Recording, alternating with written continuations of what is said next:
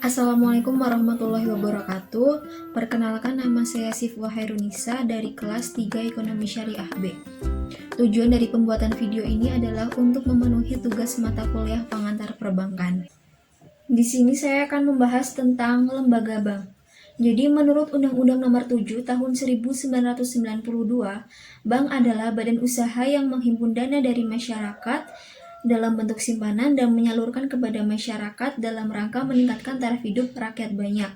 Sedangkan menurut Undang-Undang Nomor 10 Tahun 1998, bank adalah badan usaha yang menghimpun dana dari masyarakat dalam bentuk simpanan dan menyalurkan kepada masyarakat dalam bentuk kredit dan atau lainnya dalam rangka meningkatkan taraf hidup rakyat banyak. Kemudian ada bank umum. Bank umum adalah bank yang memberikan jasa dalam lalu lintas pembayaran, misalnya transfer, letter of credit, dan sebagainya. Selanjutnya ada pembagian lembaga bank. Pembagian lembaga bank dibagi menjadi dua. Yang pertama ada bank berdasarkan jenisnya dan yang kedua bank berdasarkan kepemilikannya. Untuk bank berdasarkan jenisnya dibagi menjadi dua. Yang pertama ada bank devisa dan yang kedua bank non-devisa.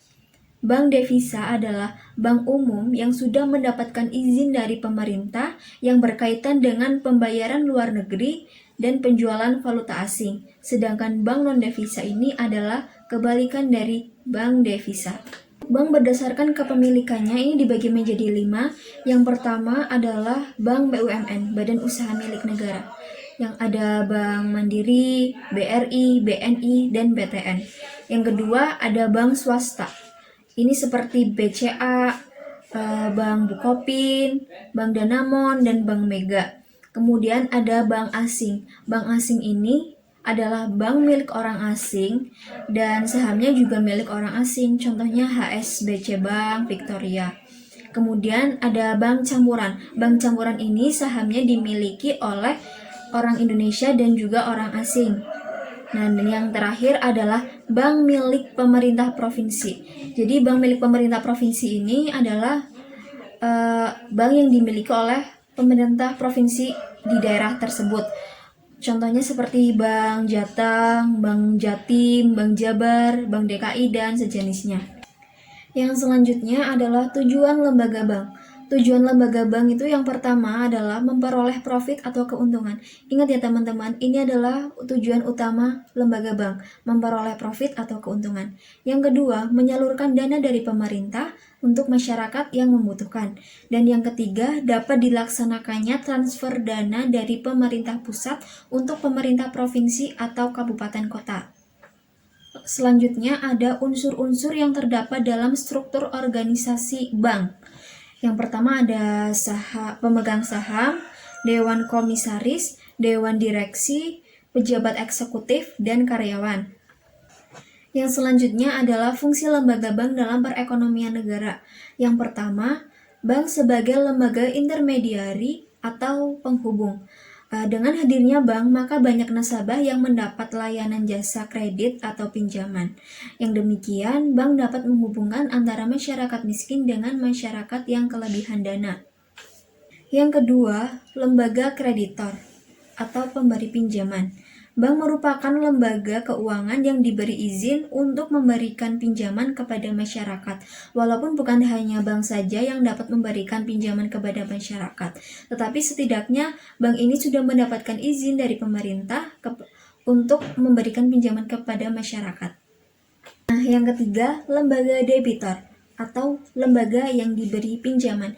Jadi bank ini bukan hanya sekedar memberikan pinjaman, tapi bank juga bisa menerima pinjaman dari lembaga lain seperti sesama bank atau pinjaman dari luar negeri atau bahkan pinjaman dari Bank Indonesia yang sebagai bankers of bank.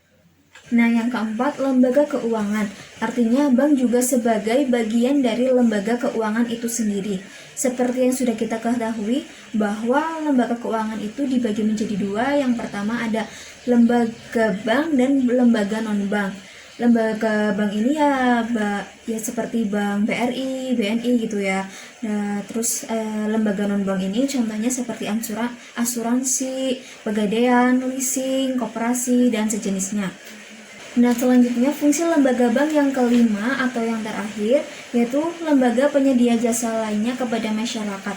Jadi bank itu bukan hanya saja memberikan dana kepada masyarakat, tetapi bank juga bisa memberikan jasa lainnya seperti transfer dana, safe deposit box, dan lain sebagainya. Nah, untuk pembahasan yang terakhir adalah peran lembaga bank dalam kehidupan modern.